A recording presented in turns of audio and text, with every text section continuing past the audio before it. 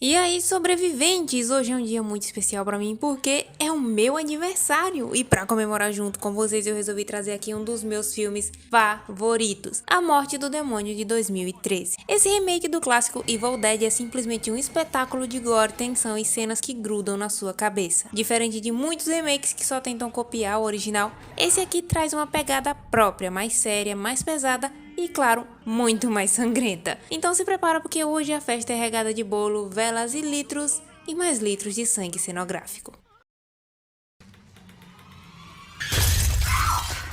O filme conta sobre um grupinho de amigos. O grupo é formado por Mia, que tá tentando largar as drogas. Ela tá pedindo ajuda aos seus amigos.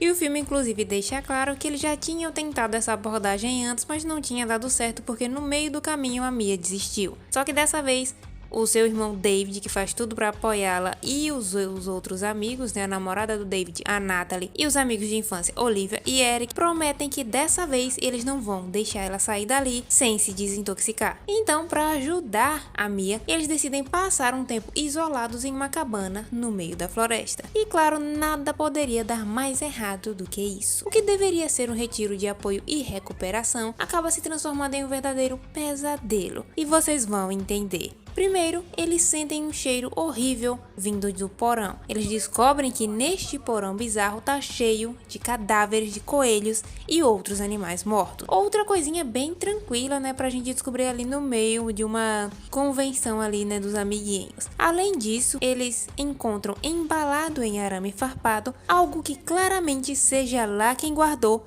não queria que fosse aberto. Só que claro que um dos jovens decidem abrir. O Eric, que é um belo de um curioso, abre e descobre um livro, o famoso Necronomicon. Que quem assistiu o filme original já sabe bem o que ele faz, até quem não assistiu também, porque convenhamos, não tem nada nesse mundo que me faria abrir essa desgraça desse livro. Mas o Eric abre e mesmo com instruções claras de que esse livro não deveria nem sequer ser aberto, quem dirá lido e ainda mais em voz alta. Ainda assim o Eric decide fazer o imenso favor de ler palavra por palavra. E óbvio que aqui ele invocou algo que não tem como ser do bem, porque sinceramente se estava tentando evitar de todo mundo ler esse livro, eu evitaria. A Mia parece ser a primeira a sentir quando no meio da floresta ela é atacada por galhos, uma árvore, e vê uma criatura muito esquisita e bem amedrontadora no meio da floresta. Ela consegue achar o caminho de casa, quando ela volta ela não tá bem.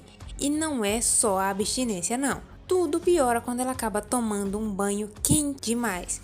Por escolha própria. Ela tá assim porque a pele tá queimando, mas ela simplesmente não sai debaixo da água quente e precisa ser levada pro hospital. Só que tem um problema. A estrada tá completamente alagada, impedindo eles de conseguirem sair do local. Então eles decidem ficar na casa mesmo, e isso por enquanto. E Olivia, que é enfermeira, trata ao máximo que dá das queimaduras da Mia. Mas o que a garota tem é mais do que só queimadura. Ela começa a agir mais estranho, falar coisas mais estranhas e o pior, ataca a Olivia, vomitando uma enxurrada de sangue na garota. Infelizmente a gente não pode colocar esse tipo de cena aqui porque o YouTube provavelmente bloquearia, mas eu vou fazer o meu máximo com esse filme. Vocês vão morrer essa noite. E depois só é jogada no porão. A Olivia, após essa humilhação, ainda defende que a Mia tá só sofrendo de uma crise de abstinência. Mas o Eric começa a discordar ao lembrar das figuras daquele livro que ele estava lendo, que mostravam uma evolução de uma possessão demoníaca. Primeiro com banho em fogo, ou no caso da Mia, em água quente, depois com infecção em outras pessoas. E tem essa confirmação quando a própria Olivia começa a agir estranho e logo em seguida é encontrada mutilando seu próprio rosto com um olhar mais demoníaco que você vai ver na sua vida.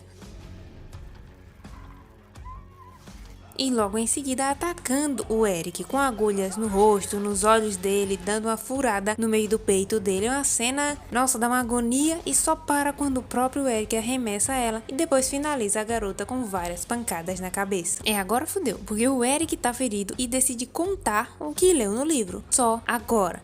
Mas mesmo com claras evidências de que o demônio foi liberado, ainda assim eles ainda ficam ali. Mas fica pior. Vocês acham que não melhora, e bem pior. A Natalie ouve a Mia chamando ela no porão e decide ajudar. Só que claramente é uma armadilha. Vamos ter senso, né, galera? Essa menina não tá bem. A Natalie tenta se defender, mas a Mia mete logo um beijão de língua, fazendo a Natalie engolir sangue e ainda leva um mordidão no braço da Natalie. E nesse meio termo, o Eric tenta queimar o livro e claro que não funciona. E ele começa a explicar o que foi que ele entendeu. Pela pesquisa no livro, assim que invocado, o demônio deve conseguir 5 almas para se levantar de volta ao inferno. Vamos fazer a conta. Temos esse aqui, temos esse aqui, esse e 5 almas, olha só a conta certinha. Parece até que foi coincidência.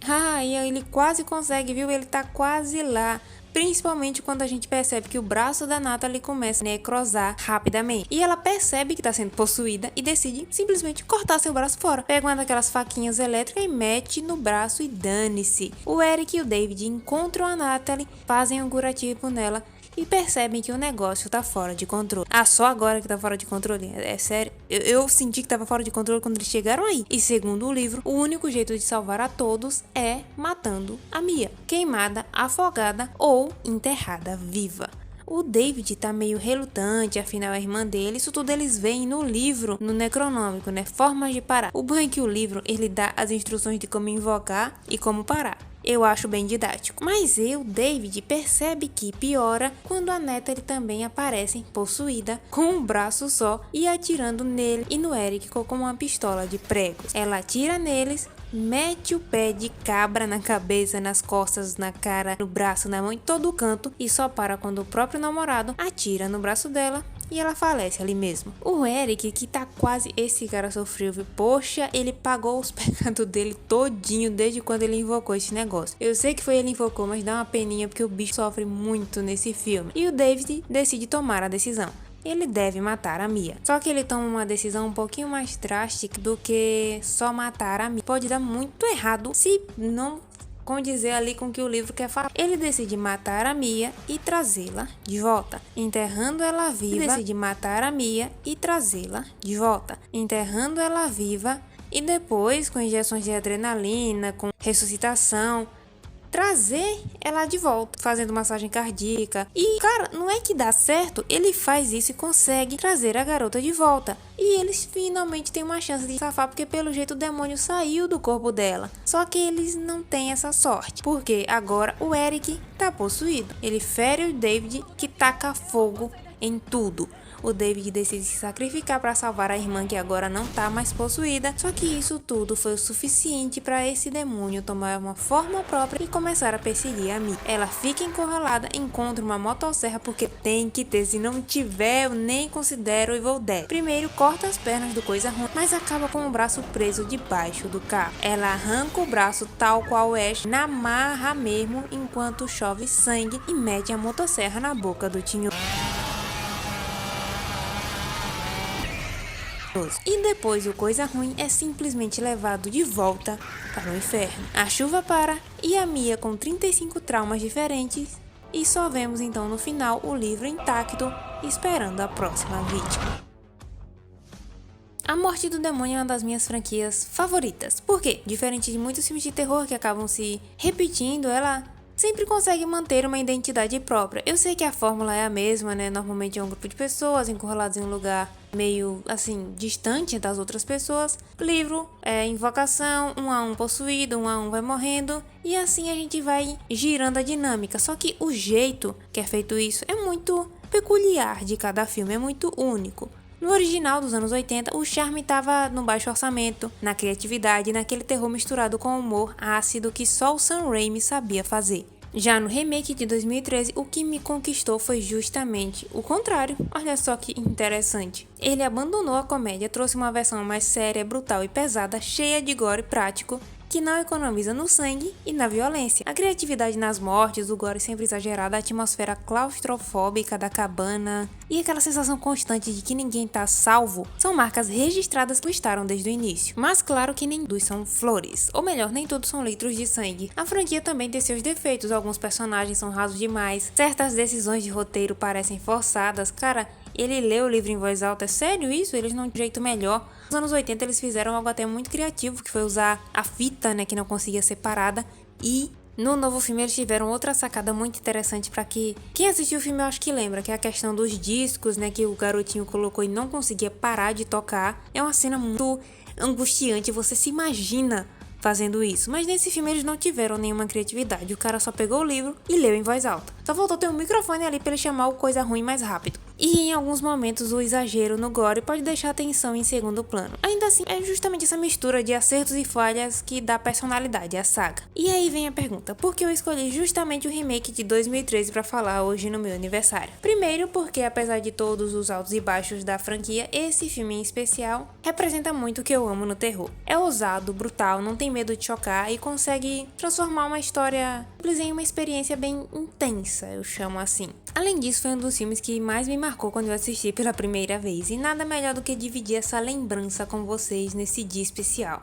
Na época eu já tinha visto o original e confesso que estava meio relutante. Eu amava aquela atmosfera mais cômica e exagerada que o Evil Dead clássico tinha, com todo o carisma do Ash, o jeito peculiar do Sam Raimi, que mistura terror com humor ácido e tudo mais. Então quando eu soube que esse remake 2013 seria uma versão mais séria e sombria, eu fiquei com receio. Minha dúvida era, será que ia perder toda a essência? Será que sem comédia o filme ainda teria um impacto?